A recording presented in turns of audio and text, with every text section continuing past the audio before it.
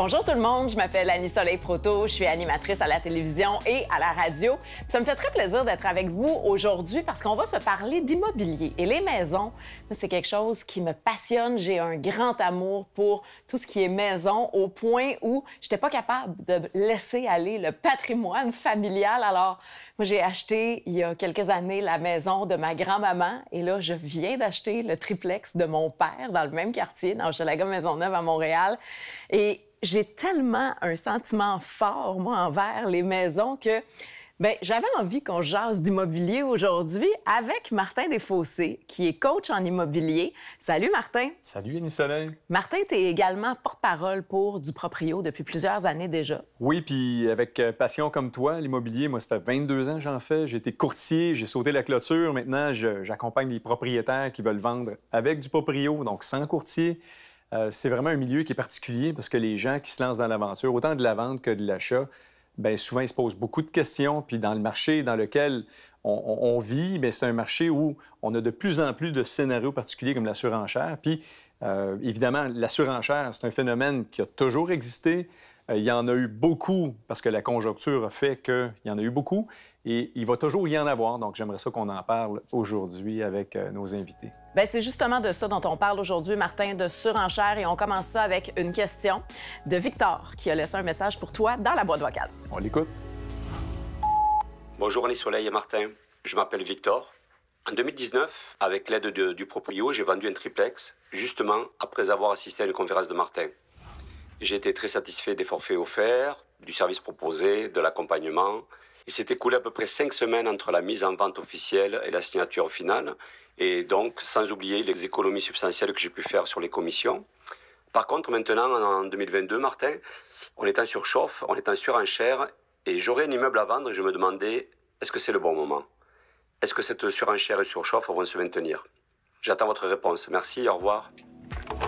Martin, on a maintenant 2 invités qui se joignent à nous. Je les présente tout de suite. Merci. Alexandra Bertrand, salut. Bonjour. Alexandra, toi, tu es notaire, donc j'ai l'impression que tu vas pouvoir nous outiller et nous donner des bons conseils là, par rapport à cette surchauffe qui existe en ce moment. Oui, on va passer en revue certains sujets, là, puis on va faire de notre mieux pour conseiller les gens. Parfait. Quoi faire, quoi pas faire aussi. Exact, oui. Il y a aussi Mélissa Plante qui se joint à nous. Mélissa, toi, tu es acheteuse et vendeuse. Oui, effectivement. Pendant la pandémie, en plus. Oui. Donc, toi, la surchauffe, tu l'as vécue sérieusement. 100%. Tu vas nous parler, en fait, de tes certaines négociations, des situations que tu as vécues comme acheteuse. Tu as acheté une maison qui était en vente sur du Proprio. Donc... Oui, en vente avec du Proprio. Et puis, j'ai vendu à l'aide de du Proprio aussi. Oui. Bien, comment ça s'est passé, justement, là, ta transaction en pleine surenchère? Ça faisait 3 ans qu'on cherchait une maison. On avait un courtier qui nous a aidés, qui était super aussi. Écoute, c'était pas un bon moment tant que ça pour acheter une maison parce qu'il fallait faire des surenchères. La dernière, là, je l'ai écrit ici, là, il a fallu offrir 150 000 de plus, puis on l'a pas eu. 150 000 de plus? De plus que le prix affiché. Oui, exact. Et est-ce que tu sais, les acheteurs qui ont réussi à avoir la maison, ils ont offert combien de plus? Oui, 10 000 de plus que nous. Oui, exact. C'est hallucinant. Martin, est-ce que c'est fréquent?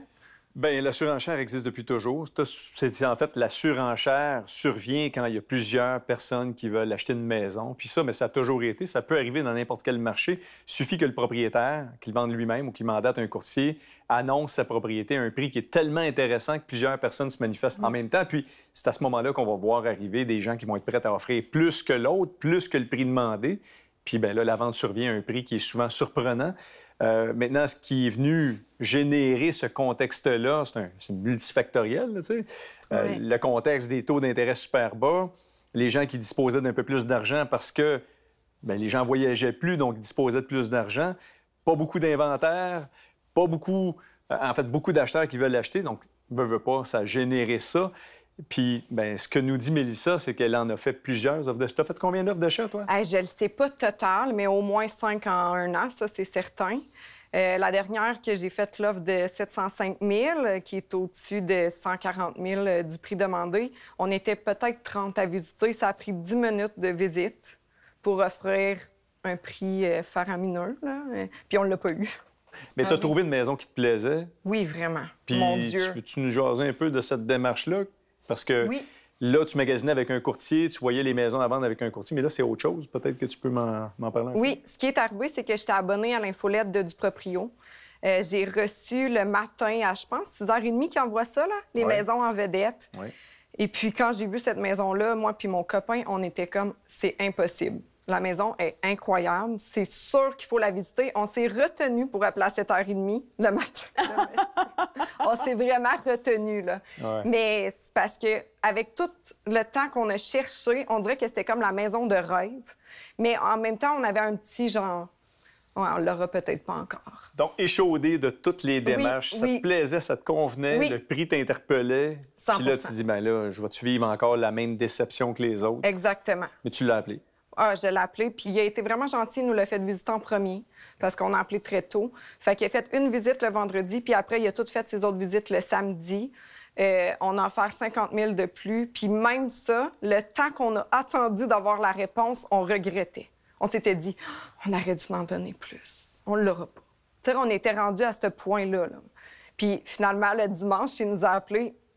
J'étais hystérique. Pour vrai, là, genre, non, mais je le croyais même pas. Ah oui. J'étais sûre que c'était une joke. Là.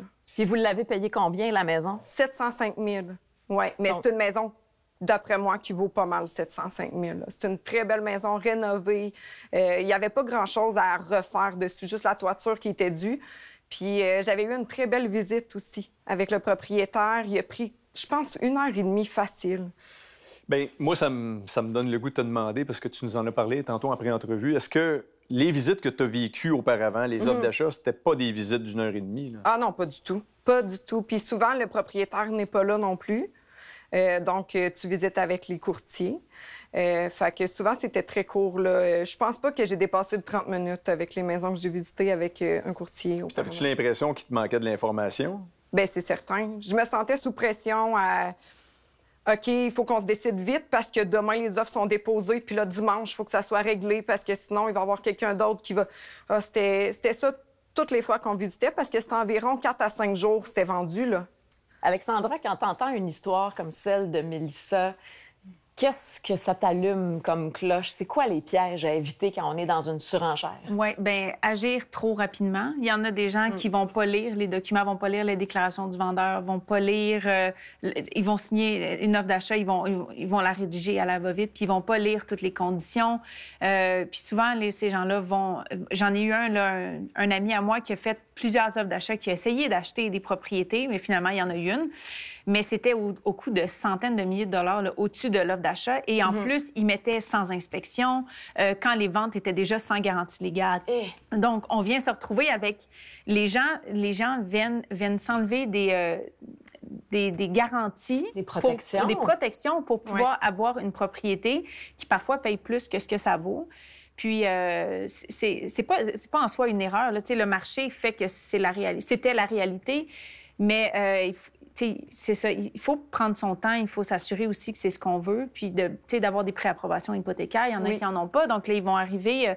il faut bien la rédiger, notre offre d'achat. Il ne faut pas s'engager dans quelque chose où on n'a pas, l'argent pour le faire. Là. Donc...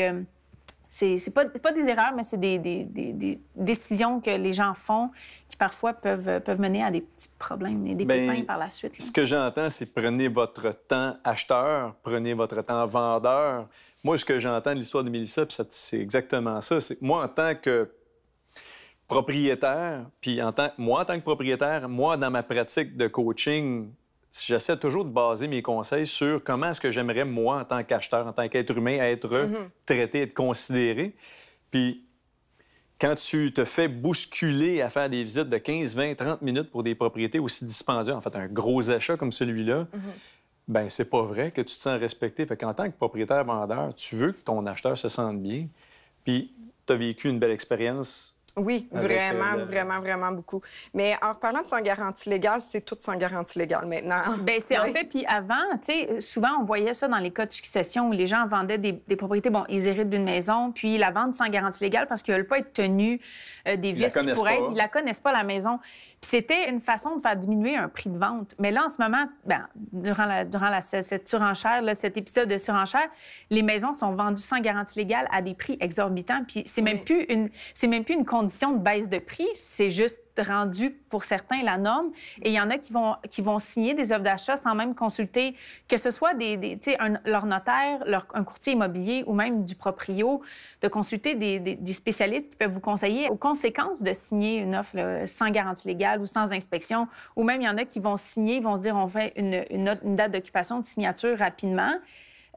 Et qu'ils acceptent, par exemple, de signer sans certificat de localisation à jour, bien là, on vient tellement s'enlever de protection pour signer rapidement que, éventuellement, les problèmes qui vont arriver plus tard, on les a comme acceptés sans avoir de conseils. Puis il y en a des professionnels qui peuvent vous conseiller, là, donc... Est-ce que vous aviez pensé à ça dans votre budget, Mélissa, de vous dire...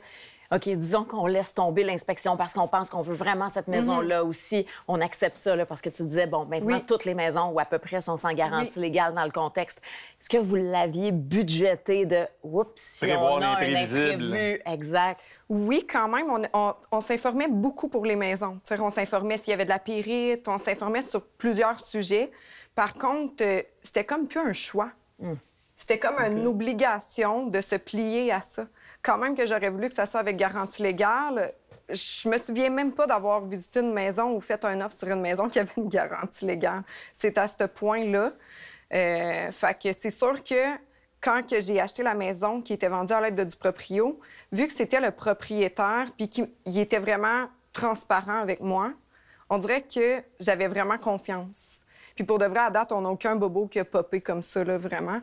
Mais il nous a laissé inspecter, par contre, ce qui est un luxe aujourd'hui. Avant de faire l'offre ou une fois que l'offre a été acceptée? Il nous a laissé faire l'inspection, ce qui est un luxe pour de vrai, sincèrement. Ouais. Mais je minimise pas les impacts que peuvent avoir l'achat d'une propriété sans garantie légale, sans inspection, sans certificat de localisation. Vraiment pas, parce que je considère qu'effectivement, c'est tous des mécanismes de protection qui te permettent de faire un choix, prendre une décision qui est libre et éclairée. Tu disais, Mélissa, que tu as senti que ça t'était un peu imposé par le marché puis la vitesse du marché, puis c'est le cas. Ouais. Mais la réalité, c'est qu'on a quand même toujours, en tant qu'être humain, le choix de jouer le jeu dans le contexte du jeu.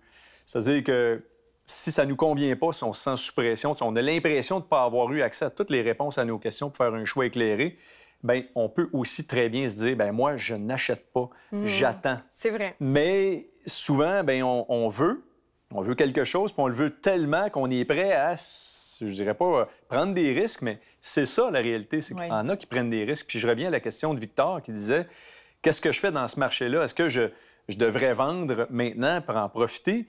Bien, comme c'est cyclique, bien là, on est dans un marché très, très encore à l'avantage du vendeur parce que l'inventaire monte tranquillement, certainement pas encore assez rapidement pour équilibrer l'offre et la demande, mais je veux dire, on vend quand on est prêt à vendre. Est-ce qu'on est rendu là? Est-ce qu'on doit ou est-ce qu'on veut vendre?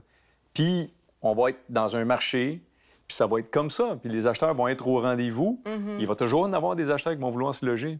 Les gens doivent se loger. Oui, puis des fois, tu es dans une situation où tu es pressé. Tu sais, dans un cas où tu te sépares, où tu veux que tes enfants aient une bonne qualité de vie le plus possible, où il y a peu d'appartements à louer sur le marché aussi.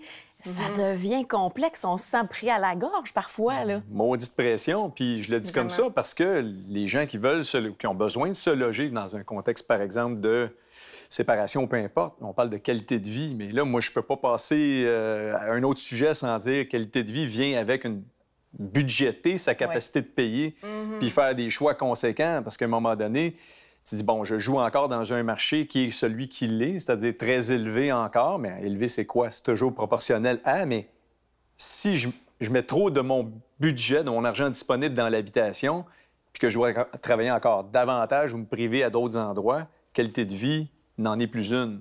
Alexandra, pour les gens qui sentent qu'ils sont pressés malgré tout de se reloger, faut que ça aille vite, puis le contexte, il est pas évident. C'est quoi tes meilleurs conseils comme notaire? Bien, le meilleur conseil, je pense, en tant que personne, c'est toujours de prendre son temps, de s'assurer qu'on comprend ce qu'on lit, ce qu'on signe, de s'assurer que les documents qu'on signe, on les comprend et qu'on comprend les conséquences juridiques de ce qu'on va signer et ce qu'on accepte aussi comme condition. Moi, en tant que notaire, souvent, je reçois des appels de gens qui me disent on a besoin d'un notaire pour finaliser notre transaction. On a acheté une propriété. Des fois, je l'entends, là, on a acheté une propriété, on a besoin du notaire pour signer les papiers. Vous n'avez pas acheté une propriété, vous avez signé une offre d'achat. La vente se fait avec la signature de l'acte de vente. Donc, c'est comme une conception que le notaire est là pour signer des papiers, quand notre travail est beaucoup plus large que ça. Donc, on fait vraiment un travail, on analyse tous vos documents. Dès qu'on reçoit l'offre d'achat, on ouvre votre dossier, on analyse l'offre d'achat, les amendements, la déclaration du vendeur, on va recevoir les instructions pour votre prêt hypothécaire. On les analyse parce qu'il y a tellement de prêteurs hypothécaires différents qu'on doit analyser les instructions. S'il y a quelque chose de louche dans la transaction, Alexandra, est-ce que le notaire va le voir? Est-ce que tu vas lever un drapeau pour dire « Hey, ça, cette clause-là, je trouve ça bizarre, j'aime pas ça, attention ». Par exemple, dans une offre d'achat, nous, quand on reçoit une offre d'achat, c'est le contrat que les parties ont signé entre eux. Donc, nous, on doit se tenir à ce qui est écrit. Donc, on doit leur expliquer les conséquences de ce qu'ils ont signé, mais c'est quand même une entente entre les parties qu'on doit respecter. Ce qu'on peut trouver, nous, comme bébites, là, c'est quand on fait, par exemple, notre examen de titre, on peut s'assurer que des fois, il y a des vices de titre. Donc là, on va soulever ça, on va les corriger avant la vente, ou on va proposer des solutions aux clients. Mais c'est vraiment, nous, on fait vraiment de A à Z le dossier. Là. Donc, on va s'assurer que quand on signe l'acte de vente, puis on clôt notre dossier, tout est beau. Donc, on veut vraiment... C'est la paix d'esprit, là, quand on signe avec le notaire, on s'assure là, de tout faire les étapes. Toi, tu vois ton travail comme un peu un médecin de famille. Tu te considères comme une notaire de famille. Oui, moi, c'est comme ça que je me considère. Moi, j'accompagne les clients au niveau de l'immobilier. J'en fais beaucoup, mais j'ai aussi... j'aime accompagner les clients dans toute leur sphère. Là. Donc, on ne fait pas juste de l'immobilier. En tant que notaire, on peut faire testament, mandat. Ça peut être large. Il y en a qui vont incorporer des compagnies. Donc, c'est vraiment une profession très large. Oui, on peut accompagner les gens dans plusieurs sphères de leur vie. Oui. Bien, je trouve ça intéressant parce que si, par exemple, moi, en tant qu'individu, j'ai différents besoins qui nécessiteraient l'implication d'une notaire, bien, tu pourrais devenir ma notaire de famille pour le reste de ma vie, jusqu'à ce que mort s'en suive. J'acquiers, je fais des blagues, mais c'est parce qu'on peut acheter une maison avec toi, tu peux la revendre, je vais avoir besoin de faire mon testament, donc plein de besoins. Par exemple, un acheteur qui en est à sa première propriété ou sa deuxième, peu importe, n'a pas vraiment de connaissances en immobilier, ne veut pas impliquer, fait le choix de ne pas vouloir impliquer un courtier, se dit, moi, préliminairement à ma démarche, avant même de commencer à chercher une maison, je veux m'instruire un peu sur qu'est-ce qui s'en vient.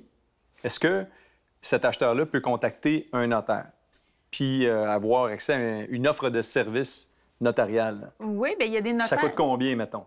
Coûte combien? Ça, c'est le libre marché au niveau des notaires. Donc, il y a des notaires qui chargent peu cher, des notaires qui chargent plus cher. Puis, entre tout ça, on trouve le notaire moyen, là. Mais il y a des notaires spécialisés dans certains domaines aussi. Donc, il y a des notaires qui vont se spécialiser seulement dans la médiation familiale. Il y a des notaires qui vont se spécialiser plus en immobilier. Donc, tu sais, c'est sûr que si vous voulez être accompagné au niveau de l'immobilier, bien, il y a des notaires qui se spécialisent plus là-dedans. Des notaires généraux aussi qui peuvent vous suggérer des pistes là, et vous conseiller. Mais c'est sûr que nous, on accompagne vraiment les clients là, au niveau de plein de sphères de leur vie, là, puis on peut les conseiller. Mais c'est possible de prendre une heure avec toi, par exemple? Oui, c'est possible. On s'assoit, on dit, regarde, je suis un premier acheteur. À quoi je devrais faire attention? Je vais rencontrer telle situation. Est-ce que tu peux m'informer de certains sujets? Puis je vais être plus attentif quand je vais faire ma démarche, que ce soit une vente avec courtier, que ce soit une vente par un propriétaire. Oui, c'est possible, ça? C'est possible. Puis il y a des notaires... Tu sais, on n'a pas aussi la science infuse. Donc, souvent, le notaire va dire, parfait, c'est quoi tes besoins? C'est quoi ta situation? Puis on peut aussi, de notre côté, faire de la recherche et vous revenir avec des informations plus complètes. Donc, on a vraiment...